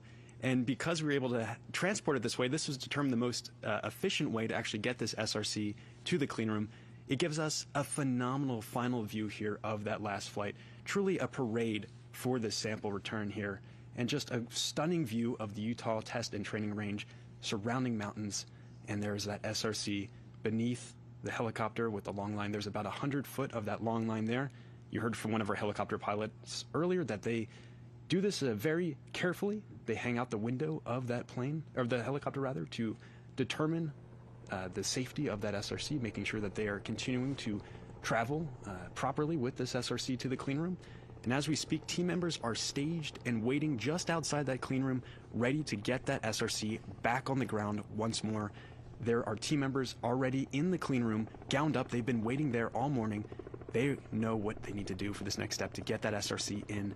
It's going to actually be wheeled into the clean room. They're going to go through a brief operation of cleaning off a little bit of the thermal blanketing, taking all of that off, and then wheeling the SRC and placing it into that room. They're going to remove the heat shield and the back shell of the SRC and actually get the sample canister out. And you just heard from Jim a few moments ago, the most important next step here is getting that sample canister on a nitrogen purge. And we'll remind you again, that is to keep the sample within pristine, uncontaminated from the atmospheric particles that surround us, getting that sample nice and on that nitrogen purge. Just a great view. You can see it hanging beneath our helicopter there, not spinning at all because of that gimbal that is keeping it stable. Low winds today. And that SRC is bagged in thermal blanketing inside that cargo netting. And in just a few moments, it's going to be lowered down to team members outside the clean room. The first team members to actually approach this SRC once it lands will be wearing personal protective equipment and gas masks once again. They're going to do another safety assessment of that SRC, approaching with those PPE to take gas measurements to make sure that the batteries did not heat up and outgas at all during this short flight. And then once they give the green light, there will be a brief team huddle. And then the next step of the recovery operations will continue. They'll get that SRC onto a small carrying cart, and you can see it being lowered down. The clean room, the top of the clean room, the building rather, is in view, and that SRC is coming down to the ground. Slowly being lowered. Everything about this has been carefully planned out, a very slow process. You can see a wonderful view of the SRC and the cargo netting. That metal piece on the bottom is the carrying fixture that helps team members actually carry this SRC. In just a few moments, the SRC will be back on the ground. Its second touchdown of the day, a much calmer one than we had earlier this morning. And you see two members approaching, grabbing that cargo netting to get the SRC on the ground, and in just a few seconds we will have a release of that long line. And there you have it. The SRC has arrived at the clean room. Claps from the audience in the background there. Very excited to have this back on the ground. And in just a few moments, team members will approach. A very excited celebration. Great to have it on the ground. And this is the last step of the process for today's events, getting that SRC in the clean room. In just a few moments, you'll see team members approaching and beginning to unwrap the gift within. You can see our first team members walking up with that gas mask on. This is once again for team member safety, just to make sure that the operations are continuing nominally, that there are no possible outgassing from the batteries within. The rest of the team will wait for this initial safety assessment before making their approach.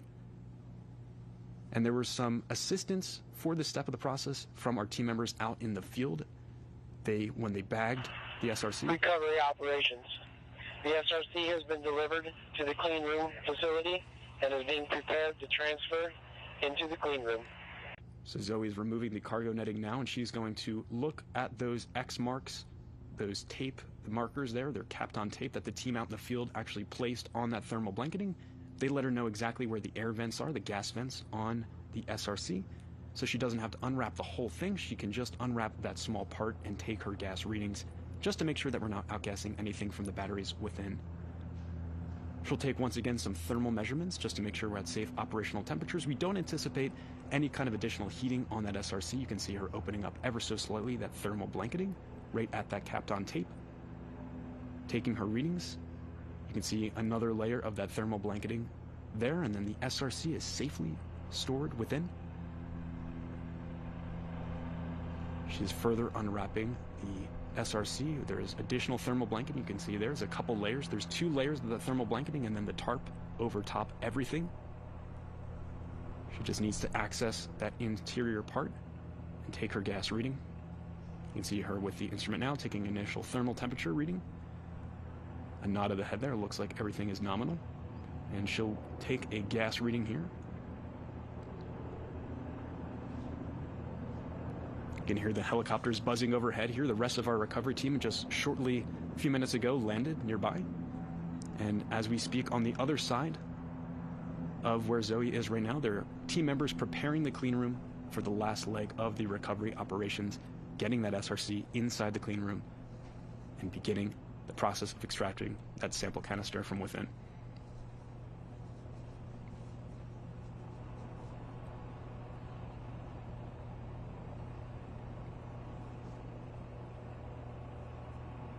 Zoe continues to assess the situation here for safety. She is beckoning for her team to come over. It seems like it is safe for the recovery operations to continue, and 2 more team members will be joining her to assist with this next step of the operation.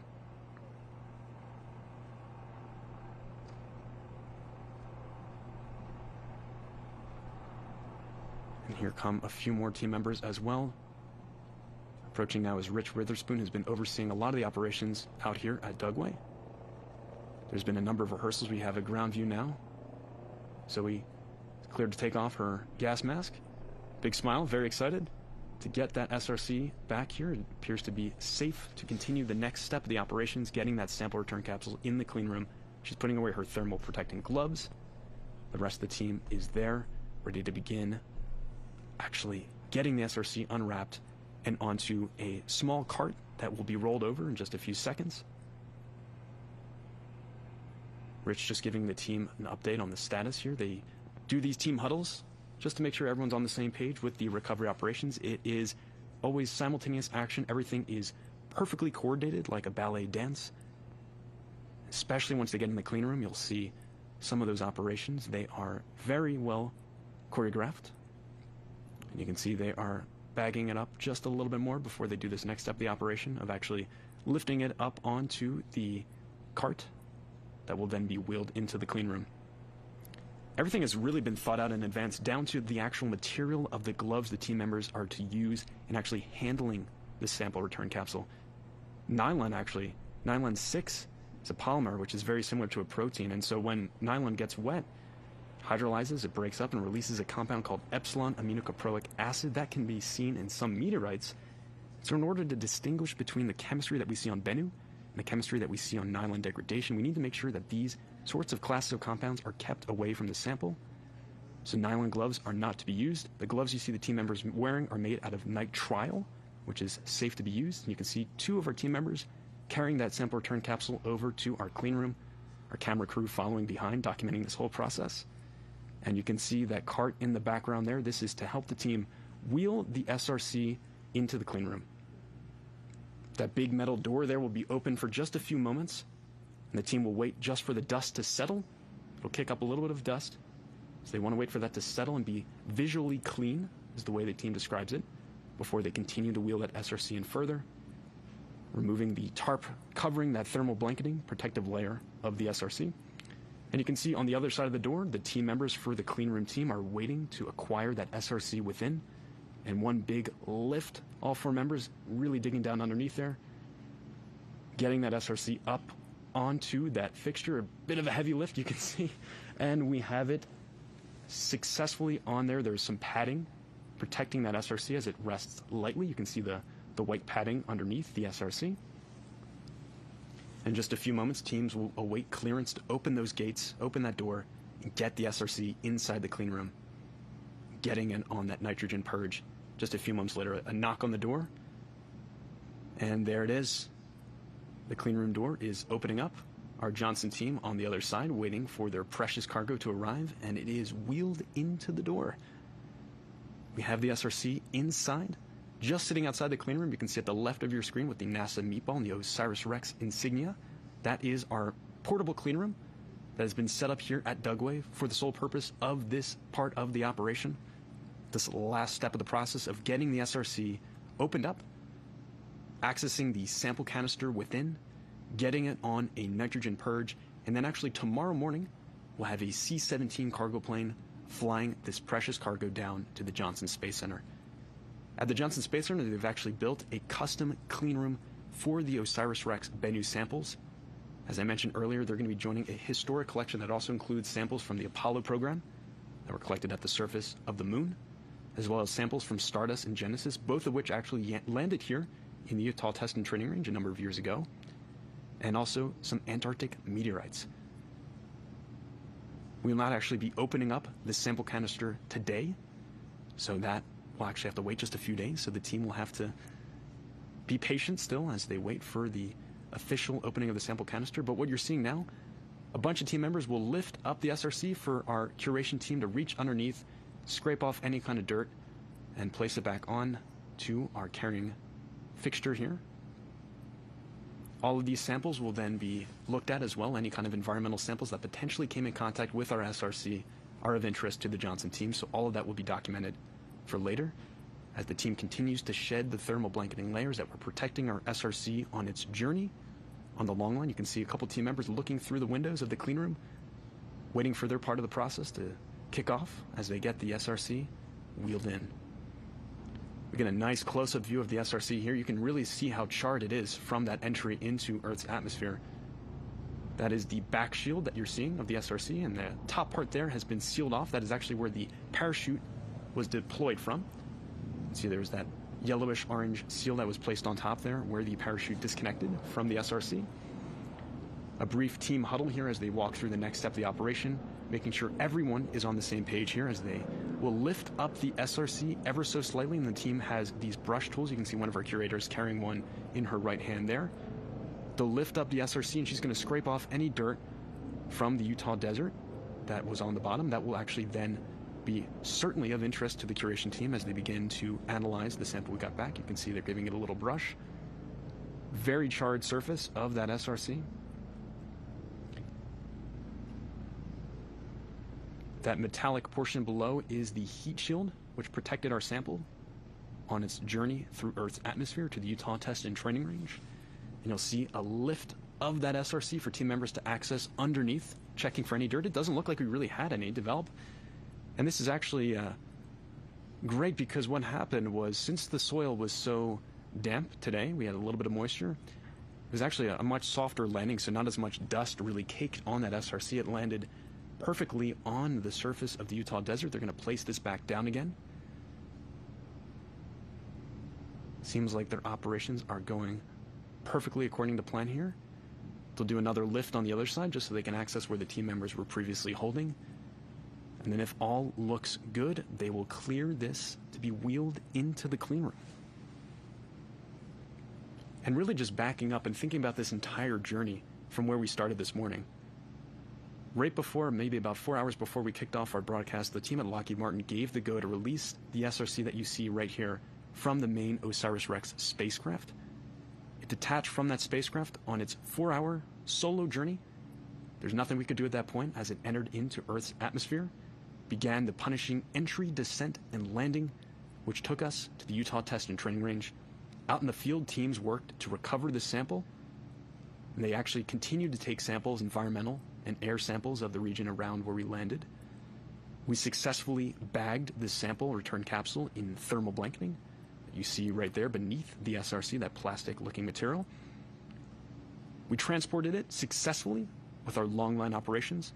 Big thanks to our helicopter crew today for helping us get this sample return capsule to the clean room. A couple more lifts here you see, and they're going to remove that last layer of thermal blanketing, placing the SRC on its own without any layering onto our carrying fixture. You can see just how charred up those gloves look. A lot of that char from the heat shield getting off on their gloves. You can just see how dark it is. Really heating up. Initially, when we hit the Earth's atmosphere, we were at over 5,000 degrees Fahrenheit. That's about half as hot as the surface of the sun. Quite warm. It's cooled off substantially, so obviously, as it's been transported throughout the day here, and is now just moments away from getting transported into our NASA clean room that you can see on the right of your screen. Team members are all gowned up, and inside that clean room there is a fixture dead center that this SRC will be placed on that will allow the team to be able to gather around and begin to open up this nesting doll protective layer, the SRC, to access our precious cargo, that sample canister within. Again, they want to make sure that everything is clear before they wheel this in. Everyone's ready to go. Everything looks good before they wheel that sample return capsule into our clean room.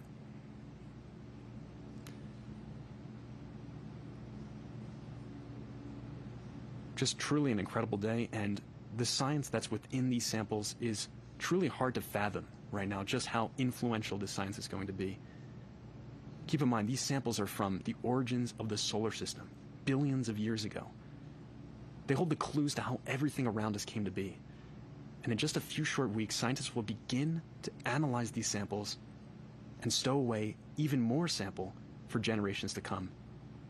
Future scientists will be able to open these samples and continue the journey of OSIRIS-REx. As we speak, this incredible mission still has not come to an end. Our spacecraft, our intrepid robotic explorer OSIRIS-REx, is now dubbed OSIRIS-APEX, heading to the asteroid Apophis in the year 2029. Obviously, we do not have that sample return capsule or the sample tag SAM, which actually helped us collect that air filter looking thing that helped us collect the samples at the surface of Bennu. That is no longer attached because it's sitting right here in our clean room. But the mission will continue. The team will map the asteroid Apophis in great detail, similar to what we did with Bennu, descending down to the surface, firing its thrusters, kicking up a sample. And as we speak, the sample that it got from Bennu back in 2020 is just moments away from being wheeled into the clean room. The team doing one more sweep, cleaning off those wheels that came in contact with the pavement outside, just before getting this SRC wheeled over into the clean room. Just truly an incredible journey of this mission. 3.86 billion miles total to Bennu and back with this sample. And now it's just a few feet away from our clean room. You can see on your screen too some of the gas coverings too, those vent covers that were placed out in the field that prevented any kind of contaminants from getting into the SRC. And as I mentioned before, that SRC is a nesting doll of sorts, very protective, and within there's a complex network of tubing, labyrinth-like tubing, preventing any kind of contaminants from getting into the sample. But the team still wants to get that sample canister on a nitrogen purge.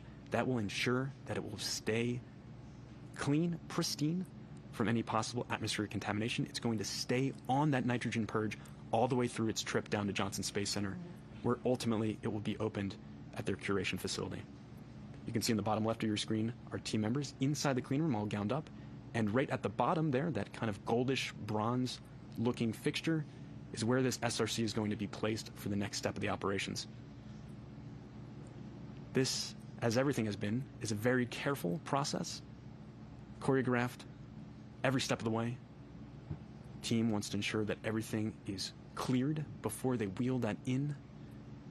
We are just moments away from that wheel of the SRC into our portable clean room.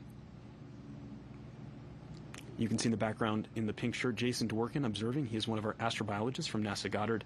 He will be looking at these samples along with hundreds of scientists from around the world, helping us better understand the origins of our solar system.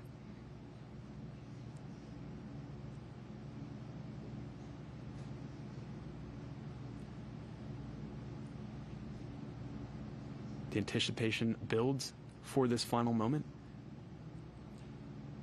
A massive sigh of relief at this part of the way because we have that SRC now not only on the ground but just inches away from our clean room. The team looking inside there just to ensure everything is good to go. Get a great shot of that NASA meatball and the OSIRIS-REx logo on the doors of the clean room.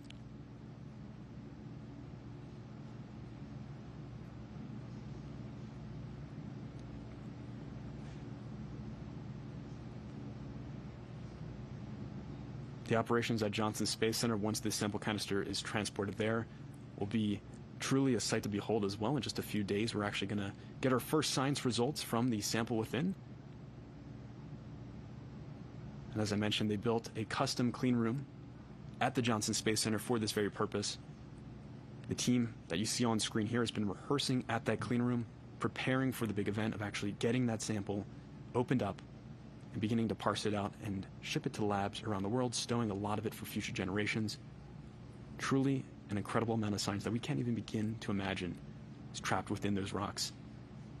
And I personally am very excited to see exactly how much sample we got back. The original mission requirement was a mere 60 grams. We had an explosive tag event at Asteroid Bennu back in 2020, excavating over 6 tons of material when we contacted the surface and stowed potentially 250 grams of sample within that tag SAM device, that air filter that Jim was just showing a few moments ago.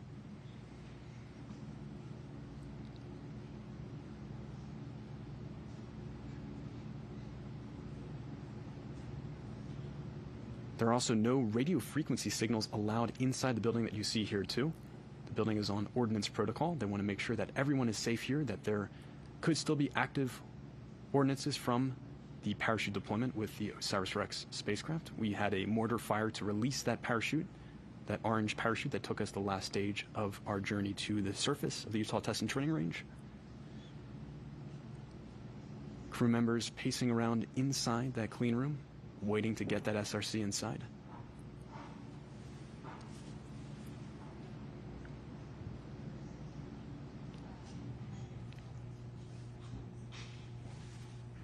And so when they actually open up the SRC, removing that back shell, The sample canister, they will attach a couple tripod-looking legs to it, these small legs that will allow them to flip it over onto a table nearby. You can see that metal table in the back of the clean room. And at that point, they're going to put it on a nitrogen purge. You can see they're moving that fixture a little bit closer to the door because they're just going to lift that SRC off of the carrying fixture and place it onto the clean room's fixture. It's a quick little transfer, very quick opening of the doors. In just a second here, you can see our team members moving that a little bit closer. The doors are now open. We are entering into the clean room, and that SRC is about to be moved off onto our clean room fixture. Our clean room team members carrying that SRC in, and these doors will be slammed shut just as soon as we can get that SRC fixture out, and there we go. It is in the clean room. The SRC from the desert of Utah, earlier this morning arriving, has been successfully delivered to the Dugway portable clean room. You can just see just how charred that SRC back shell and heat shield are. A great close-up angle here. You can really see our prized sample return capsule at long last in the clean room. It's hard to fathom that just a couple years ago, this sample return capsule that you see here was over 200 million miles away from us on the other side of the solar system. The OSIRIS-REx spacecraft worked to quickly stow the sample it got from the asteroid Bennu at sample site Nightingale into this sample return capsule. We slammed that lid shut and prepared it for the long journey back. It took 1.2 billion miles to get from the asteroid Bennu after sample collection to Earth's atmosphere. We entered in 82 miles off the surface of San Francisco, went through the punishing entry, descent, and landing, landed in the desert, and now here we have it, the sample return capsule in our clean room. The team's going to move this a little bit over to the center of the room so that they can all gather around and begin the process of removing that back shell and then ultimately getting the heat shield off as well.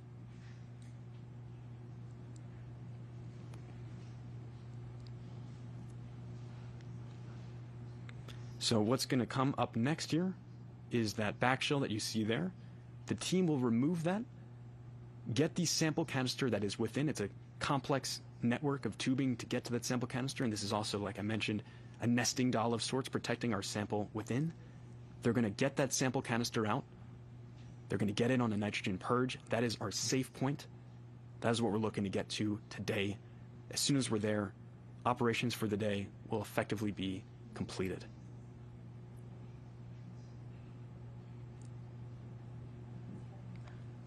Tomorrow, the SRC, the sample canister rather, will be flown on our C-17 cargo plane down to the Johnson Space Center, where in just a few days it will actually be opened up for scientists to be able to see the sample within. It's been incredible covering the moments of today, the journey of our SRC from Bennu to the desert of Utah to our clean room. And for now, back to you, Lauren and Jim. James, your coverage has been impeccable. We could not have done it without you. Go, James. So to be clear, the newly redesigned Apex mission will not be touching down on its destination asteroid Apophis. The big reason for that, of course, is that the vehicle's single-use sample collection device just arrived here on Earth, containing samples of asteroid Bennu. After more than hundreds of millions of miles in space, that sample will now travel a few hundred more miles to a specially prepared home where experts intend not only to study it, but also preserve it for future generations. That facility is the purview of our next guest. Eileen Stansberry is the chief of the Astromaterials Research and Exploration Division at the Johnson Space Center. Welcome, Eileen. Welcome, Eileen. Welcome. Thank you. How about that? Did you check out that all of that cool movement between the clean room and everyone preparing it? Absolutely. It's so exciting. Anytime you get samples back, and being here today to receive the Bennu samples is a highlight. The team has been extraordinary. The work that all the variety of participants, team members, teammates that work on this mission have been extraordinary. From the flight teams, the mission development teams, operations, science, curation, all working together to bring these samples home to us. And it may seem as if it takes a lot of time getting into the clean room and processing in the clean room, but a lot of that is because of preserving the contamination, the scientific integrity, minimizing the contamination on the samples. Clean room protocol is always slow and methodical to allow any dust or particles that gets generated or any of the debris from the back shell to settle before you do the next step. So all of these steps are very carefully choreographed to ensure the scientific integrity and maintain the pristine nature of these samples. And you'll be doing, Eileen, when you receive these in your laboratories at Houston at Johnson Space Center, you'll be doing the next phase of that very special curation. Can you tell us a little about that? Yes, we have a special facility that was designed in particular for these samples to have all of the appropriate materials restrictions to make sure that these particular samples stay pristine for generations to come. As stewards of the scientific value of samples, we manage samples for future generations in addition to the current science that is available on these samples. So the first thing that we will do is bring them into one particular clean room, let it settle, and we will transfer the sample canister from one level of cleanliness progressively to next level of cleanliness to ultimately a continuously purged nitrogen glove box. Wow. So what they're doing here in the clean room in Utah is to remove the contaminating potential of the heat shield and back shell that were charred during reentry, and get the sample canister on purge to have nitrogen continuously flowing through that canister to ensure that there's no earth contaminations that will leak in, even though the likelihood of that is vanishingly small, making sure that there's a continuous nitrogen purge. So that nitrogen purge will stay on the sample canister until it gets into the nitrogen glove box in Houston, where we will start deintegrating the sample canister to get to the precious cargo inside. Which are inside the sample head, which has... Yes. Right, okay. Right. But there is the possibility of some samples being within the sample return capsule, this capsule here, because the TAG-SAM event worked more well than we had anticipated. There could be some sample of Bennu within the sample capsule. Wow. And so we will make sure that that sample also gets identified and safed to maintain its integrity here, so that it also retains its value. Wow. Amazing. What an opportunity. We may have more goodies than we thought. Yeah, we thought. Jeez, Eileen. Well, Good Eileen, job. thank you so much for joining us today. We've loved having you. Right, really, Eileen, congratulations. Way to go. Thank you, and we're so excited. Your whole professional life has been planning for a future event, and then suddenly that day arrives, like today, which is probably a perfect segue to be bringing up something that may come as an unexpected surprise to mission fans. Today may be the conclusion of flight operations for OSIRIS-REx, but the mission is not exactly finished. After ground teams retrieve the capsule, the Bennu samples will be taken to NASA's Johnson Space Center in Houston, Texas. The sample canister will be opened in the Astromaterials Acquisition and Curation Facility, and the samples will be curated, distributed, and studied for decades to come. Having delivered its cargo, the OSIRIS-REx spacecraft will depart Earth, but its journey will not quite be finished. In a daring encore, the renamed OSIRIS-APEX will enter an elliptical orbit of the Sun, repeatedly passing within the orbit of Venus and pushing the limits of its thermal design. Beginning in 2029, it will chase down and investigate Apophis, a 1,200-foot stony asteroid destined to make an exceptionally close flyby of Earth. After 13 years in deep space, at the start of a new decade, alone on a new world, the journey will continue.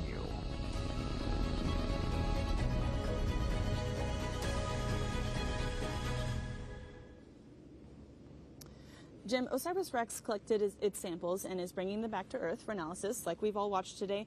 But how else is NASA planning to analyze its other samples? So, as you heard from Eileen, OSIRIS-REx in Houston will start the sample preparation around hundreds of labs later. It's going to be fantastic. We also sometimes bring our laboratories to the samples themselves. Curiosity rover. She's carrying a huge payload, not unlike those we'll use in laboratories here. Sometimes we go to new places to actually bring the labs to study samples that we can't bring home. That's our new wrinkle. And on that note, when I consider how many places there are to visit, I'm aware that a guy like you is probably weighing all of the choices, about where to go. So speaking of which, you are the principal investigator for a new mission called Da Vinci, which for those at home, principal investigator is basically the big guy in charge. So what is this mission about? So Da Vinci is a mission to Venus. You can see it in the morning sky, and we haven't been back to the Venus atmosphere and all the complexity and how that formed and evolved literally in a generation. So together with a very big team, it's not just the PI. I mean, Dante is the gold standard PI for all of us, but with our team, we're going to bring a spacecraft with the kind of instrumentation we'll be using on the samples from Bennu and from Mars to the samples in the atmosphere that will tell us about the assembly of that atmosphere, whether Venus had oceans for how long, and come under the clouds and see the mountainous regions and their chemistry for the first time in history. And so we're excited to pick up on the great news from this mission, OSIRIS-REx at Bennu, and some Mars exploration, and take that forward to Venus so we'll get the next generation interested in our sister planet. So everybody stay tuned for that one. So Jim, you've also been the PI of several previous missions. Put yourself in Dante's shoes. How would you feel today? Dante must be both overwhelmed and overjoyed. He's probably, as my wife says occasionally about me, beyond words. And he's been waiting literally his professional lifetime for this. It's here, it's happening, the science is going to flow, they can't miss. Honestly, I am sure Dante and his team are just sitting on pins and needles waiting for the transfer to Houston, all that stuff Eileen said, so we can get to work. This will be epic. And Jim, not only are you the PI of Da Vinci, but you actually had a hand in OSIRIS-REx as well. Well, way back in the dark mists of 15 years ago, we were all wondering how we can sample things as hard as asteroids like Bennu. And people like Dante and others had generated the idea we were all talking, because we wanted to think, how do we sample the solar system? Cruise to the moon, great. Giant sample return systems to Mars, fabulous. But these small bodies are also important, and they've been a priority for our National Academy. Cometary nuclei, asteroids like, of course, carbon-bearing ones like Bennu. So when those folks got together, we were all in conversation, and they proposed mission ideas, and some of us were able to participate in very small ways to help them get these missions going. It's just a thrill to see them succeed so well. Especially after 15 years. As you can see, Jim is a wealth of knowledge. So on that note, we're getting questions from around the world about this thrilling mission. Let's take our final questions of the day. All right, at Oatmeal, today is my birthday. Can I have some of the asteroid sample? It would mean a lot. Well, you heard there's other birthdays today, too, including the Colonel. I think Oatmeal saw that it was also Colonel Harwell's birthday. But as Danny Glavin and Jason said, the samples from Bennu are for scientific research, education, inspiration. They'll be used, for future generations even, as Eileen said and Jason said. So, unfortunately, we can't give you Bennu. We can give you pictures and up-close vantage point like we've given you today, and as the science is done by the science community, and so you'll be part of that, and you can write proposals to work on samples if you have a neat new instrument you want to try. So stay tuned. Stay tuned. And I understand, Oatmeal. I also want a piece of that sample, yes. But we got to, we can't. All right, Jim, let's take one more. All right, at Electromanicia, I hope I got that right. What questions are we hoping to answer by studying the samples from asteroid Bennu? Well, fantastic question, and there are many. It's all in the name. So we want to look at those building block chemistries of the earliest solar system. It's all eradicated here on Earth. We have to go to places like Bennu or other asteroids like it to get those records. So we're going to look in the deep time to understand our solar system from those chemicals. We're also going to look at how we use a real asteroid stuff to understand what we see of other asteroids through telescopes and flyby spacecraft. That's the ground truthing, or the asteroid ground truthing that we do. We're also going to look at resource potential. These asteroids contain bound water in minerals. Those are really cool. You can get the water out. That's neat. Also, interesting distribution of metals. So this is a really exciting opportunity to put that all together and also understand the mechanical behavior of these objects. They're rubble piles held barely together flying through space. So we're going to do all of that and answer questions we haven't even thought of yet. Dante's team will invent the questions for the future from what they do with these samples. Fantastic. All right, I think we have time for one more. Let's take a look at horrors of coding. Is there any worry of possible bacteria or virus from the sample, regardless of the clean room? So that's a very good question. And of course, the team, and you heard from Jason Dworkin and others, have been thinking about that for a long time.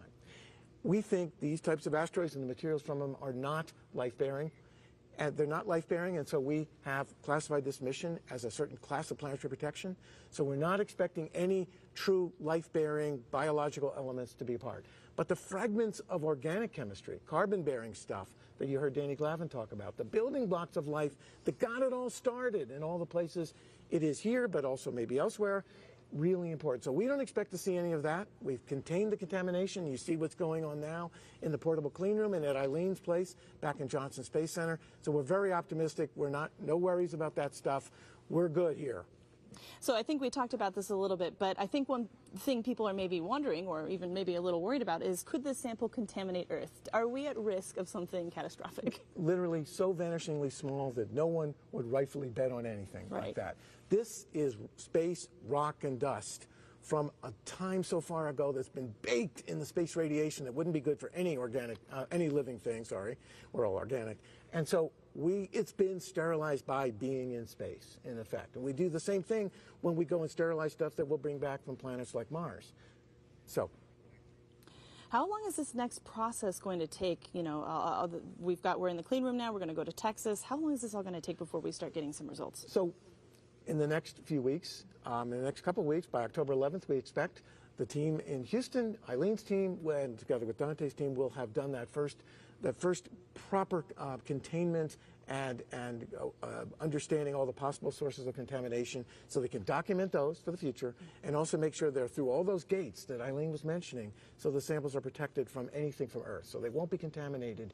Then they'll do some first characterization with all these great machines they have in Houston, and we'll start talking about what they get by the end of October, going into the Christmas time. And by the end of January, I've been told the science team meeting, the sample leaders will start reporting to all of us what's going on. Wow, that is soon. And you heard that unboxing day is October 11th. Did I hear that right? That's right. It will be a Christmas party for samples. Okay, that's right. So, Jim, I'm struck by how these last few minutes compared to the last few years. You know, here we just saw human hands wheeling precious scientific, cargo at walking speed, when just a few hours ago it was barreling through Earth's atmosphere. Exactly. We went from cosmic velocity to velocity smaller than an ant would use to crawl across the table to pick up a crumb. And so that's the speed of science. To get it, the engineering flies, cosmic velocity, sampling, all that great dynamics, and finally now the careful, methodical, snail's pace to get it done right so we preserve it. I mean, this is like geoarchaeology of samples from a place that's not Earth. Very special. Yeah, absolutely. The sample return capsule isn't done traveling, of course. Once it gets stabilized on what's called a nitrogen purge to ensure everything remains dry and uncontaminated by intrusive gases, the entire apparatus will be loaded aboard a C-17 cargo plane for a flight on its way home to Johnson Space Center. Once it arrives, scientists are ready to start working on vital research on this extraordinary sample of the asteroid Bennu. But that airplane ride and the research plans waiting for it on the other side starts tomorrow. For now, the OSIRIS-REx sample return capsule has completed its solo journey of nearly 4 billion miles, landing in the Utah desert, and is now in the expert care of our on-site sample curation team. But we're not out of the woods yet. We did mention this nitrogen purge. That's right. So we have to carefully contain this so we can do that work and literally, really transform knowledge for all time. This is the thing that we dream of, and Dante and his team, 10 years ago, were thinking of that. Transformational knowledge that will change how we think of ourselves. And we couldn't let you go before we share something fun. So we just delivered a sample of the asteroid Bennu back to Earth, but the UPS can also deliver fun stamps of the actual asteroid Bennu sample return. Let me turn that over so you can see it on this side. How fun is that? So we have brought an asteroid first-class delivery from OSIRIS-REx to Earth, and our postal service here in the United States is issuing stamps to build on that inspiration so they can deliver our packages for us. How exciting. I know, everybody needs to get some of these. Yeah. These are really cute. Yeah, I want one. I would like one too. As we're wrapping coverage here at the Utah Test and Training Range, let me remind you that this is not the end of the story. Next up is our post-landing news conference scheduled for 3 p.m. Mountain Time, 5 p.m. Eastern Time on NASA TV, presented live right here on nasa.gov and other streaming sites. You can also find mission updates on X at NASA and on the web at nasa.gov. That's all the time we have for today. Jim, it has been a pleasure sharing the stage with you. We did it. Way to go. Thank you, Lauren, for having me. And a huge thank you to all of our guests for joining us today, and a warm thanks to all of you out there for watching us. Here are some highlights from today's exciting landing. Special coverage of America's first asteroid sample return mission, OSIRIS-REx, as it arrives back to Earth after more than 7 years traveling in deep space. We see.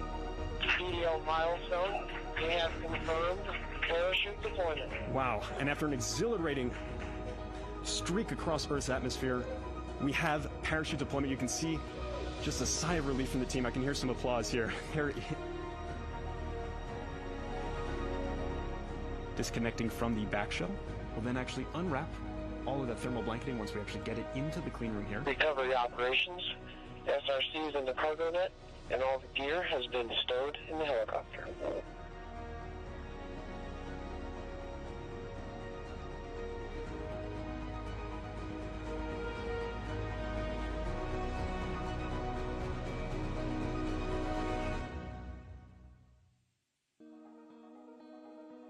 Special coverage of America's